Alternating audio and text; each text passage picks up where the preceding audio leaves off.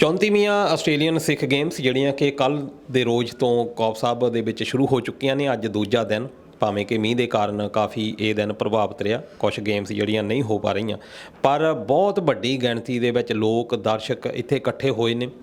ਇੱਕ ਕਹਿ ਲਓ ਕਿ ਕੋਵਿਡ ਦੀ ਮਾਰ ਤੋਂ ਬਾਅਦ ਇੱਕ ਵਧੀਆ ਮੇਲਾ ਦੇਖਣ ਨੂੰ ਮਿਲਿਆ ਆਸਟ੍ਰੇਲੀਆ ਦੇ ਕੌਫ ਹਾਰਬਰ ਸ਼ਹਿਰ ਦੇ ਵਿੱਚ। ਅਤੇ ਅੱਜ ਅਸੀਂ ਗੱਲ ਕਰ ਰਹੇ ਹਾਂ ਉਹਨਾਂ ਲੋਕਾਂ ਦੀ ਜਿਨ੍ਹਾਂ ਦੀ ਮਿਹਨਤ ਦੇ ਸਦਕਾ ਇਹ ਜਿਹੜੀਆਂ ਗੇਮਸ ਆ ਚੱਲਦੀਆਂ ਨੇ। ਉਸ committee, Anzac committee, national committee ਦੇ ਕਲਚਰਲ ਕੋਆਰਡੀਨੇਟਰ ਮਨਜੀਤ ਬੋਪਾ ਰਾਏ ਜੀ, ਉਹ ਵੀ ਸਾਡੇ ਨਾਲ ਨੇ ਅੱਜ, ਅਤੇ ਅੱਜ ਉਹਨਾਂ ਦੇ ਨਾਲ ਆਪਾਂ ਗੱਲਬਾਤ ਕਰਾਂਗੇ। ਸਤਿ ਸ਼੍ਰੀ ਅਕਾਲ ਜੀ ਮਨਜੀਤ ਬੋਪਾ ਰਾਏ ਜੀ। ਹਾਂਜੀ, ਸਤਿ ਸ਼੍ਰੀ ਅਕਾਲ ਇੰਡੋਜ਼ TV ਬ੍ਰਿਸਬਨ ਦੀ ਟੀਮ, ਅਤੇ ਤੁਹਾਡਾ ਬਹੁਤ ਬਹੁਤ ਧੰਨਵਾਦ ਇਹ 34ਵੀਆਂ ਸਿੱਖ ਗੇਮਾਂ ਕਵਰ ਕਰਨ ਲਈ। ਤੁਸੀਂ 올 ਦਾ ਵੇ ਇੰਨੀ ਸੈਟਅਪ ਟੀਮ, ਕਿੰਨੀਆਂ ਵੈਨਾਂ, ਕਿੰਨੇ ਕੈਮਰੇ, ਅਤੇ ਸਾਰੀਆਂ ਗੇਮਾਂ ਕਵਰ ਕਰ ਰਹੇ ਹੋ। ਅਤੇ ਬਲਗੁਲਗਾ ਅਤੇ ਕੌਫ ਹਾਰਬਰ ਦੀ ਧਰਤੀ 'ਤੇ ਬਹੁਤ ਬਹੁਤ ਤੁਹਾਡਾ ਧੰਨਵਾਦ ਸਾਡੇ ਐਨਸੈਕ ਦੀ ਟੀਮ ਵੱਲੋਂ ਜੀ। ਬਹੁਤ ਬਹੁਤ ਧੰਨਵਾਦ ਤੁਹਾਡਾ ਵੀ। ਅਤੇ ਮਨਜੀਤ ਬੋਪਾ ਜੀ, ਸਭ ਤੋਂ ਪਹਿਲਾਂ ਆਪਾਂ ਗੱਲ ਕਰਦੇ ਹਾਂ ਕਿ ਇਹ ਜਿਹੜੀਆਂ ਗੇਮਸ ਆ ਬਹੁਤ ਵੱਡੀ ਮਿਹਨਤ ਹੁੰਦੀ ਆ, ਕਿਉਂਕਿ ਇੰਨੇ ਇਕੱਠ ਨੂੰ ਸਾਂਭਣਾ, ਫਿਰ ਗਰਾਊਂਡਾਂ ਦਾ ਤਿਆਰ ਕਰਨਾ, ਬਹੁਤ ਕੰਮ ਹੁੰਦੇ ਆ। ਕਿ ਇਸ ਤਰੀਕੇ ਦੀ ਇਸ ਵਾਰ ਦੀ ਰਹੀ ਆ, ਕਿਉਂਕਿ ਹਰ ਵਾਰ ਬਜਟ ਵੱਧਦਾ ਜਾਂਦਾ, ਹਰ ਵਾਰ ਲੋਕ ਵੱਧਦੇ ਜਾਂਦੇ ਨੇ, ਹਰ ਵਾਰ ਗੇਮਸ ਵੱਧਦੀਆਂ ਜਾਂਦੀਆਂ ਨੇ। ਕਿੱਦਾਂ ਦਾ ਰਿਹਾ ਇਸ ਵਾਰ ਦਾ ਅਨੁਭਵ? ਦੇਖੋ, ਹਰ ਵਾਰ ਜਿਹੜੀ ਗੇਮ ਹੈ ਉਹਦੇ ਵਿੱਚ ਪ੍ਰੋਗਰੈਸ ਹੁੰਦੀ ਹੈ, ਅਤੇ ਇਹਦੇ ਤਕਰੀਬਨ 100 ਤੋਂ ਉੱਤੇ ਵੱਧ ਕਲੱਬ ਨੇ ਹੁਣ ਰਜਿਸਟਰਡ। ਉਹ ਕਲੱਬ ਤੁਸੀਂ ਦੇਖ ਲਓ ਵੀ ਆਸਟ੍ਰੇਲੀਆ ਇੰਡੀਆ ਤੋਂ ਤਕਰੀਬਨ 2.5 ਗੁਣਾ ਵੱਡਾ ਹੈ। ਪਰਥ ਤੋਂ ਲੈ ਕੇ 올 ਦਾ ਵੇ ਕੇਨਜ਼, ਮੈਲਬਰਨ, ਤਸਮਾਨੀਆ, ਅਤੇ ਇੱਧਰ ਬ੍ਰਿਸਬਨ, ਸਿਡਨੀ, ਕਿੰਨੇ ਦਰਸ਼ਕ, ਕਿੰਨੇ ਪਲੇਅਰ, ਅਤੇ ਇਹ ਇੱਕ ਤਰ੍ਹਾਂ ਜਿਹੜੀ ਸਿੱਖ ਗੇਮ ਦੀ ਯਾਤਰਾ ਕਰਨ ਆਉਂਦੇ ਨੇ। ਅਤੇ ਇੱਕ ਆਪਣੀ ਨੈਸ਼ਨਲ ਯਾਤਰਾ ਹੀ ਹੁੰਦੀ ਹੈ ਈਸਟਰ ਦੀਆਂ ਹੋਲੀਡੇਜ਼ 'ਤੇ। ਅਤੇ ਜਿਹੜਾ ਪਲੇਅਰ ਹੈ ਉਹ 2000 ਤੋਂ ਉੱਤੇ ਇਹਨਾਂ ਦੇ ਵਿੱਚ ਪਲੇਅਰ ਨੇ, 180 ਟੀਮਾਂ ਨੇ ਜੀ। ਅਤੇ ਕਿਉਂਕਿ ਤੁਸੀਂ ਕਲਚਰਲ ਕੋਆਰਡੀਨੇਟਰ ਹੋ, ਡਾਇਰੈਕਟਰ ਹੋ, ਕਲਚਰਲ ਜਿਹੜੀ ਵਿਰਾਸਤ ਹੈ ਜਾਂ ਸੱਭਿਆਚਾਰ ਸਾਡੇ ਕਹਿ ਲਓ, ਕਿਉਂਕਿ ਸਿੱਖ ਗੇਮਸ ਤੋਂ ਮਤਲਬ ਸਿਰਫ ਖੇਡਾਂ ਹੀ ਨਹੀਂ, ਨਾਲ ਇਹਦਾ ਵਿਰਾਸਤ, ਸੱਭਿਆਚਾਰ, ਉਹ ਵੀ ਅਭਿੰਨ ਆ ਗਿਆ। ਉਹਦੇ ਤੁਸੀਂ ਕੋਆਰਡੀਨੇਟਰ ਹੈਗੇ ਆ, ਅਤੇ ਉਹਨੂੰ ਪ੍ਰਮੋਟ ਕਰਨ ਦੇ ਲਈ ਇਹ ਜਿਹੜੀਆਂ ਸਿੱਖ ਗੇਮਸ ਆ ਕਿੱਦਾਂ ਦੀ ਭੂਮਿਕਾ ਅਦਾ ਕਰਦੀਆਂ? ਹਾਂਜੀ, ਜਿਹੜਾ ਕਲਚਰਲ ਕੋਆਰਡੀਨੇਟਰ ਹੈ ਉਹਨੇ ਕਲਚਰ, ਹੈਰੀਟੇਜ, ਆਰਟ ਅਤੇ ਸਿੱਖ ਫੋਰਮ, ਇਹ ਸਾਰੀਆਂ ਚੀਜ਼ਾਂ ਇਨਕਲੂਡਿੰਗ ਆਪਣੀ ਭਾਸ਼ਾ, ਇਹ ਓਵਰਆਲ ਜਿੰਨੀਆਂ ਚੀਜ਼ਾਂ ਨੇ ਸਾਡੇ ਗਿੱਧੇ ਭੰਗੜੇ, ਉਹਨੇ ਹੈਂਡਲਿੰਗ ਕਰਨੀ ਹੁੰਦੀ ਹੈ। ਕਿਵੇਂ, ਕਿੱਥੇ ਕੀ ਹੋਣਾ, ਡਾਇਰੈਕਸ਼ਨ, ਸਾਰਾ ਕਮਿਊਨੀਕੇਸ਼ਨ, ਪਿਛਲੀਆਂ ਗੇਮਾਂ 'ਚ ਕਿਵੇਂ ਕੀਤਾ ਹੈ, ਅਤੇ ਆਉਣ ਵਾਲੀਆਂ ਗੇਮਾਂ ਦੇ ਵਿੱਚ ਕੀ ਕੀ ਚੇਂਜਸ ਚਾਹੀਦੀਆਂ ਨੇ, ਜਾਂ ਕਿਹੜੀ ਚੀਜ਼ ਸਾਡੀ ਕਾਮਯਾਬ ਹੋਈ ਹੈ, ਕਿਹੜੀ ਨਹੀਂ ਹੋਈ, ਉਹ ਸਾਰੇ ਐਨਾਲਿਸਿਸ ਕਰਕੇ ਅਸੀਂ ਜਿਹੜੀ ਆਉਣ ਵਾਲੀ ਕਮੇਟੀ ਹੁੰਦੀ ਹੈ ਸਟੇਟ ਦੀ, ਜਿੱਥੇ ਨੈਕਸਟ ਖੇਡਾਂ ਹੋਣੀਆਂ ਨੇ, ਉਹਨਾਂ ਨੂੰ ਡਾਇਰੈਕਟ ਕਰਦੇ ਹਾਂ, ਉਹਨਾਂ ਨਾਲ ਮੀਟਿੰਗ ਕਰਦੇ ਹਾਂ, ਉਹਨਾਂ ਦੇ ਸਰਕਮਸਟੈਂਸਿਸ ਜਿਹੜੇ ਨੇ ਉਹਨਾਂ ਨੂੰ ਐਨਾਲਾਈਜ਼ ਕਰਦੇ ਹਾਂ। ਫਿਰ ਉਹ ਦੇਖ ਕੇ ਸਾਰਾ ਕੁਛ ਡਿਸੀਜ਼ਨ ਲਿਆ ਜਾਂਦਾ ਹੈ। ਅਤੇ ਇਹ ਕਲਚਰਲ ਜਿਹੜੀ ਡਾਇਰੈਕਸ਼ਨ ਹੈ, ਇਹ ਤੋਂ ਇਲਾਵਾ ਮੈਂ ਡਰੱਗ ਦਾ ਵੀ ਕੋਆਰਡੀਨੇਟਰ ਹੈ, ਡਰੱਗਸ ਦਾ, ਅਤੇ ਉਹ ਵੀ ਮੈਂ ਹੈਂਡਲਿੰਗ ਕਰ ਰਿਹਾ ਸਾਰੀ।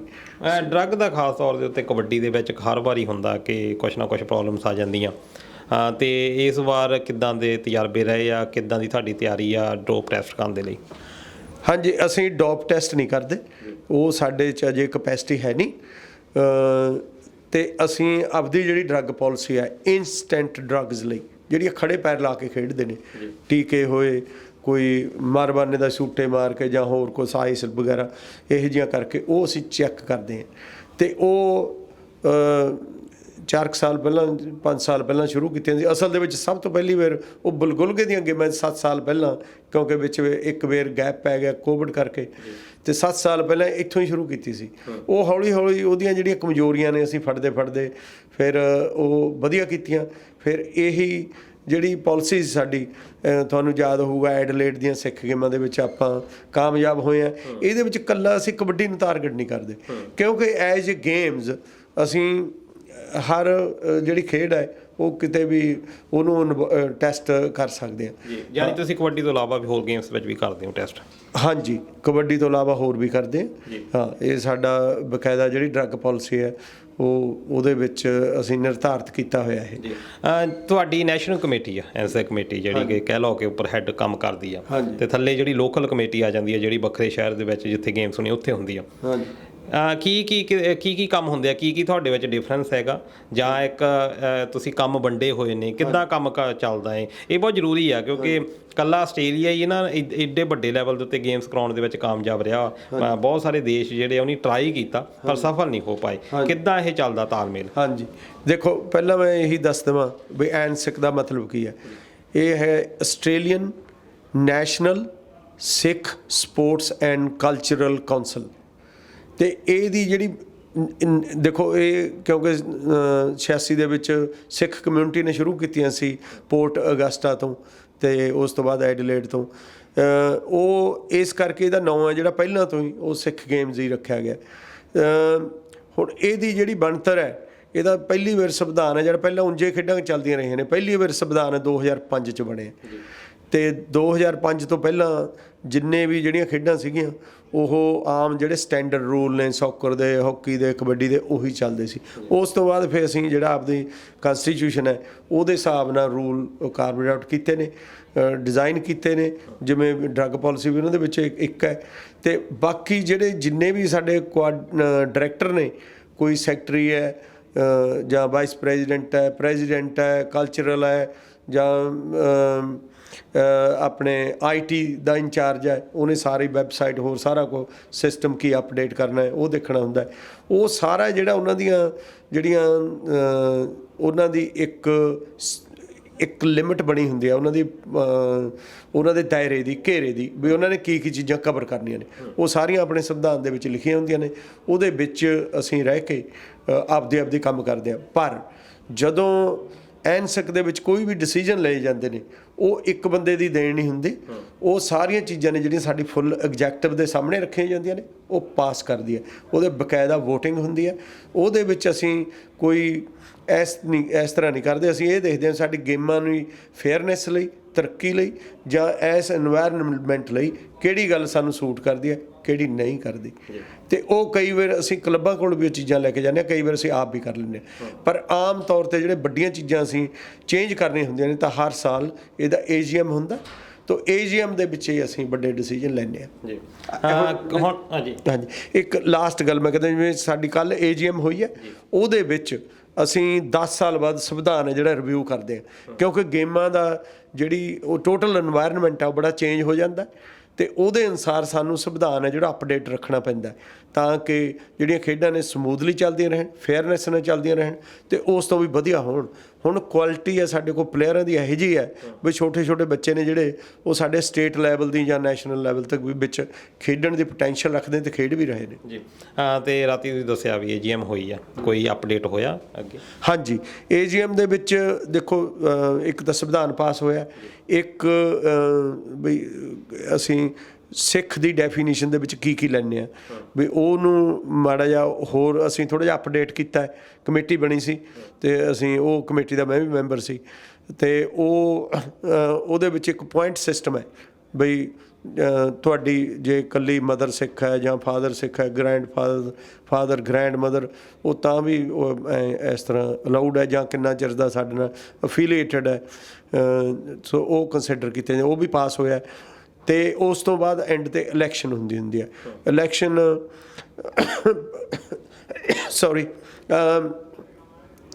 ਪ੍ਰੈਜ਼ੀਡੈਂਟ ਸਾਹਿਬ ਦੀ ਇਲੈਕਸ਼ਨ ਸੀ। ਉਹਦੇ ਵਿੱਚ 2 ਕੈਂਡੀਡੇਟ ਸੀ।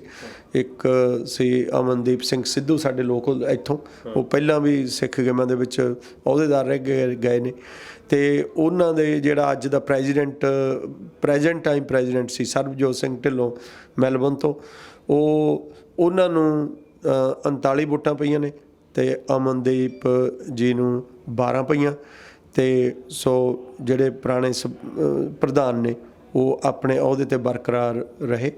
ਅਤੇ ਉਸ ਤੋਂ ਅੱਗੇ ਜਿਹੜੀ ਵੋਟਿੰਗ ਹੋਈ ਹੈ, ਉਹ ਮੇਰੀ ਜਿਹੜਾ ਅਹੁਦਾ ਹੈ ਉਸ 'ਤੇ ਹੋਈ ਹੈ, ਅਤੇ ਮੈਨੂੰ 31 ਵੋਟਾਂ ਪਈਆਂ ਸੀ, ਅਤੇ ਬੀਬਾ ਅਮਰਦੀਪ ਕੌਰ ਨੂੰ 20। ਤੇ ਉਹ ਜਿਹੜਾ ਡੈਮੋਕ੍ਰੈਟਿਕ ਰਾਈਟ ਆ ਉਹ ਵਰਤਿਆ ਜਾਂਦਾ। ਜਿਹੜੇ ਬਾਕੀ ਦੇ ਕੈਂਡੀਡੇਟ ਸੀ ਸੈਕਟਰੀ ਲਈ ਵੀ ਖੜੇ ਸੀ, ਪਰ ਉਹਨਾਂ ਨੇ ਸਾਡੇ ਸੈਕਟਰੀ ਸਾਹਿਬ ਪ੍ਰਦੀਪ ਪਾਂਗਲੀ ਉਹਨਾਂ ਦੇ ਅਗੇਂਸਟ ਜਿਹੜਾ ਲੜਕਾ ਖੜਾ ਸੀ ਉਹਨਾਂ ਨੇ ਵਿਦਡਰੂ ਕਰ ਲਿਆ। ਤੇ ਇਸੇ ਤਰ੍ਹਾਂ ਹੀ ਟ੍ਰੈਜਰ ਮਾਈਕਲ ਸਿੰਘ ਉਹੀ ਰਹਿ ਗਿਆ, ਤੇ ਬਾਕੀ ਦੇ ਜਿਹੜੇ 3 ਨੁਮਾਇੰਦੇ ਖੜੇ ਸੀ ਉਹਨਾਂ ਨੇ ਵੀ ਵਿਦਡਰੂ ਕਰ ਲਿਆ। ਤੇ ਜਿਹੜੇ IT ਦੇ ਅਗੇਂਸਟ ਵੀ ਆਪਣੇ ਨਵਦੀਪ ਪਾਂਗਲੀ ਦੇ ਅਗੇਂਸਟ ਵੀ ਇੱਕ ਢੀਂਡਸਾ ਸਾਹਿਬ ਕੈਨਬਰਾ ਤੋਂ ਖੜੇ ਸੀ, ਉਹਨਾਂ ਨੇ ਵੀ ਵਿਦਡਰੂ ਕਰ ਲਿਆ। ਤੇ ਇਲੈਕਸ਼ਨ ਸਿਰਫ 2 ਅਹੁਦਿਆਂ 'ਤੇ ਹੋਈ ਸੀ, ਤੇ ਦੋਹਾਂ ਦੀ ਆਹੀ ਜਿਹੜਾ ਤੁਹਾਨੂੰ ਰਿਜ਼ਲਟ ਦੱਸਿਆ ਉਹੀ ਹੋਇਆ। ਤੇ ਅਗਲੀ ਵਾਰੀ ਇੱਕ ਹੋਰ ਡਿਸੀਜਨ ਲਿਆ। ਹੁਣ ਸਾਡੇ ਕੋਲ ਵਾਈਸ ਪ੍ਰੈਜ਼ੀਡੈਂਟ ਨਹੀਂ ਸੀ ਅਸੀਂ ਰੱਖਦੇ। ਵਾਈਸ ਪ੍ਰੈਜ਼ੀਡੈਂਟ ਸਾਡੇ ਕੋਲ 2 ਆਟੋਮੈਟਿਕਲੀ ਹੁੰਦੇ ਨੇ। ਪਹਿਲਾਂ ਵੀ ਇੱਕ ਤਾਂ ਜਿਹੜੀਆਂ ਹੁਣ ਜਿੱਥੇ ਖੇਡਾਂ ਹੋ ਰਹੀਆਂ ਨੇ, ਇੱਕ ਜਿਹੜੀਆਂ ਅਗਲੀਆਂ ਖੇਡਾਂ ਹੋਣੀਆਂ ਨੇ ਉਹਦਾ ਜਿਹੜਾ ਪ੍ਰੈਜ਼ੀਡੈਂਟ ਹੈ ਉਹ ਆਟੋਮੈਟਿਕਲੀ ਵਾਈਸ ਪ੍ਰੈਜ਼ੀਡੈਂਟ ਹੋ ਜਾਂਦਾ। ਪਰ ਅਸੀਂ ਇਹ ਸੋਚਿਆ ਵੀ ਸਾਨੂੰ ਐਨਸਕ ਦਾ ਵੀ ਇੱਕ ਵਾਈਸ ਪ੍ਰੈਜ਼ੀਡੈਂਟ ਦੀ ਲੋੜ ਹੈ, ਜਿਵੇਂ ਪਹਿਲਾਂ ਸਾਡੇ ਕੋਲ ਹੁੰਦਾ ਸੀ। ਉਹ ਕਿਉਂ? ਕਈ ਵਾਰ ਪ੍ਰੈਜ਼ੀਡੈਂਟ ਇੱਥੇ ਨਾ ਹੋਵੇ, ਉਹਨੂੰ ਲੀਡ ਕਰਨ ਲਈ ਇੱਕ ਸਾਡੇ ਕੋਲ ਪੱਕਾ ਜਿਹੜਾ ਬੰਦਾ ਵਾਈਸ ਪ੍ਰੈਜ਼ੀਡੈਂਟ ਉਹਨੂੰ ਕਵਰ ਕਰ ਸਕਦਾ। ਸੋ ਇਸ ਕਰਕੇ ਨੈਕਸਟ ਈਅਰ ਇੱਕ ਵਾਈਸ ਪ੍ਰੈਜ਼ੀਡੈਂਟ ਵੀ ਇਲੈਕਟ ਹੋਇਆ ਕਰੂਗਾ। ਤੇ ਖੈਰ ਬਹੁਤ ਬਹੁਤ ਸ਼ਾਮਾਂ ਤੁਹਾਨੂੰ ਇਸ ਗੇਮਸ ਕਰਾਉਣ ਦੇ ਲਈ ਵੀ, ਤੇ ਅਗਲੇ ਸਾਲ ਬ੍ਰਿਸਬੇਨ ਦੇ ਵਿੱਚ ਵੀ ਇਸੇ ਤਰੀਕੇ ਦੇ ਨਾਲ ਹੋਣਗੀਆਂ। ਤੇ ਤੁਹਾਡਾ ਬਹੁਤ ਬਹੁਤ ਧੰਨਵਾਦ। ਤੇ ਐਂਡ ਦੇ ਵਿੱਚ ਤੁਸੀਂ ਕੀ ਕਹਿਣਾ ਚਾਹੁੰਦੇ ਆ? ਦੇਖੋ, ਅਗਲੀਆਂ ਗੇਮਾਂ ਬ੍ਰਿਸਬਨ ਨੇ ਓਬਵੀਅਸਲੀ ਆਪਣੇ ਸਿਰ ਹੈ ਵੀ ਆਪਾਂ ਜਿਹੜੀ ਆਪਣੇ ਇਨਵਾਇਰਨਮੈਂਟ ਮੁਤਾਬਕ ਕਿਵੇਂ ਇਹਨਾਂ ਪਿਛਲੀਆਂ ਗੇਮਾਂ ਨਾਲੋਂ ਹੋਰ ਵੀ ਵਧੀਆ ਬਣਾਈਏ। ਤੇ ਸਾਡਾ ਟੂਰਿਸਟ ਦਾ ਏਰੀਆ, ਤੇ ਉਸ ਹਿਸਾਬ ਨਾਲ ਆਪਾਂ ਜ਼ਰੂਰ ਹੁਣ ਤੋਂ ਹੀ ਸਾਰੇ ਜਿੰਨੇ ਕਲੱਬ ਨੇ ਉੱਥੇ 18-20 ਕਲੱਬ ਨੇ, ਤੇ ਉਹ ਮੈਂਬਰ ਨੇ ਸਾਰੇ, ਤੇ ਉਹ ਹੁਣ ਤੋਂ ਹੀ ਮੀਟਿੰਗ ਸ਼ੁਰੂ ਕਰਨਗੇ। ਤੇ ਹੁਣ ਤੋਂ ਹੀ ਉਹਦੀ ਜਿਹੜੀ ਪ੍ਰੈਪਰੇਸ਼ਨ ਆ ਉਹ ਤਿਆਰ ਹੋ ਜਾਂਦੀ ਹੈ। ਬਾਕੀ ਇੱਕ ਗੱਲ ਮੈਂ ਜ਼ਰੂਰ ਦੱਸਦਾ ਬਈ ਇਹ ਜਿਹੜੀ ਆਰਗੇਨਾਈਜੇਸ਼ਨ ਹੈ ਇਹ ਟੋਟਲੀ ਵਲੰਟੀਅਰਸ ਦੀ ਆਰਗੇਨਾਈਜੇਸ਼ਨ ਹੈ। ਇਹਦਾ ਕਿਤੇ ਵੀ ਦਫ਼ਤਰ ਨਹੀਂ, ਤੇ ਆਪਾਂ ਬਿਨਾਂ ਦਫ਼ਤਰ ਤੋਂ ਇਹਨੂੰ ਇਸ ਲੈਵਲ 'ਤੇ ਜਿੱਥੇ 40-40, 50-50 ਹਜ਼ਾਰ ਦਰਸ਼ਕ ਸਣੇ ਖਿਡਾਰੀਆਂ ਦੇ ਸਾਰੇ ਦੇਖਣ ਆਉਂਦੇ ਆ, ਉਹ ਆਪਾਂ ਆਪ ਹੀ ਵਲੰਟੀਅਰ ਬਣ ਕੇ ਆਪ ਹੀ ਆਪਦੇ ਪੈਸੇ ਜੇਬ 'ਚ ਪਾ ਕੇ ਆਪਣਾ ਹੀ ਟਾਈਮ ਲਿਆ ਕੇ ਆਪਾਂ ਆਪ ਹੀ ਆਰਗੇਨਾਈਜ਼ ਕਰਦੇ ਹਾਂ। ਦੁਨੀਆ ਦੇ ਵਿੱਚ ਭਾਰਤੀਆਂ ਦੀ, ਇਕੱਲੇ ਸਿੱਖਾਂ ਜਾਂ ਪੰਜਾਬੀਆਂ ਦੀ ਨਹੀਂ, ਦੁਨੀਆ ਦੇ ਵਿੱਚ ਭਾਰਤੀਆਂ ਦੀ ਪਹਿਲੀ ਆਰਗੇਨਾਈਜੇਸ਼ਨ ਹੈ ਜਿਹੜੀ 34ਵੇਂ ਸਾਲ ਤੱਕ ਆ ਗਈ, ਤੇ ਜਿਹੜੀ ਇੰਨੀ ਸਮੂਥਲੀ ਚੱਲ ਰਹੀ ਹੈ, ਜਿਹਨੇ ਇੰਨਾ ਇੰਪਰੂਵ ਕੀਤਾ, ਜਿਹਦੇ ਵਿੱਚ ਇੰਨਾ ਸਾਡਾ ਇਹ ਫੈਮਿਲੀ ਸ਼ੋਅ ਹੈ। ਮੈਂ ਖਾਸ ਤੌਰ 'ਤੇ ਕਹੂੰਗਾ, ਅਸੀਂ ਖਾਸ ਤੌਰ 'ਤੇ ਜਿਹੜੀਆਂ ਫੀਮੇਲਸ ਦੀਆਂ ਟੀਮਸ ਨੇ ਉਹਨੂੰ ਇਨਕਰੇਜ ਕਰ ਰਹੇ ਹਾਂ ਵੀ ਸਾਡੀਆਂ ਮਾਤਾ ਭੈਣਾਂ ਕਿਸੇ ਨਾ ਕਿਸੇ ਰੂਪ 'ਚ ਵੱਧ ਇਨਵੋਲਵ ਹੋਣ, ਕਿਉਂਕਿ ਫੈਮਿਲੀ ਸ਼ੋਅ ਹੈ, ਸਾਰਾ ਬੱਚਿਆਂ ਲਈ ਹੈ। ਇਹ ਆਪਣੇ ਕਲਚਰ ਦੇ ਵਿੱਚ ਜੋੜ ਕੇ ਰੱਖਦਾ ਹੈ। ਇਹ ਸਾਨੂੰ ਇੱਕ ਉਹ ਸਪੈਸ਼ਲ 3 ਡੇ ਹੋ ਜਾਂਦੇ ਨੇ ਬਈ ਆਪਣੇ ਪੰਜਾਬੀਅਤ ਸਾਰੇ ਵੈਲਕਮ ਹੁੰਦੇ ਨੇ ਇਹਦੇ ਵਿੱਚ, ਕੋਈ ਦਰਸ਼ਕ ਆਵੇ। ਤੇ ਬਾਕੀ ਜਿਹੜਾ ਸਾਰਾ ਪ੍ਰੋਗਰਾਮ ਹੈ ਡੋਨੇਸ਼ਨ ਤੇ ਸਪਾਂਸਰਸ ਦੇ, ਤੇ ਜਿਹੜੀਆਂ ਫੀਸਾਂ ਹੁੰਦੀਆਂ ਨੇ ਆਪਣੀਆਂ ਐਂਟਰੀ ਫੀਸਸ, ਉਹਨਾਂ ਦੇ ਆਧਾਰਿਤ ਹੁੰਦਾ।